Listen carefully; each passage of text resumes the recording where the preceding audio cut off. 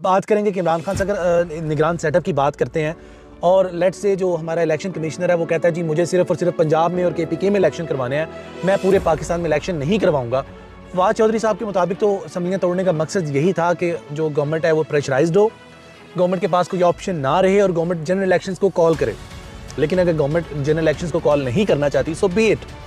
आगे फिर इमरान खान साहब मजबूर थे काफिले की वजह से। अभी जो 2/3 से ऊपर की अक्सरियत लेंगे खान साहब, आप यकीन जानिए फिर इन्हें किसी मोहरे की, किसी एलाइज की ज़रूरत नहीं पड़ेगी और तब तक शायद बहुत देर हो चुकी होगी। खान साहब अपने डिसीजन लेने में 100% इंडिपेंडेंट होंगे। और जिस तरह ये वाइट वॉश फेरने जा रहे हैं, जो आपको जो ज़िमनी इंतखाबात है उसमें अंदाज़ा हो गया होगा कि ज़िमनी इंतखाबात के रिजल्ट के बाद अब किसी के जहन में कोई बात ढकी छुपी नहीं रही कि इमरान खान साहब किसका चहीता है। खान अवाम का चहीता है कि लाने वालों का चहीता है, बकौल PDM के, बकौल बीबी मरियम के। इसको लाने वालों को ये लाडला है, बेशक ये लाडला है अपने लाने वाली अवाम का।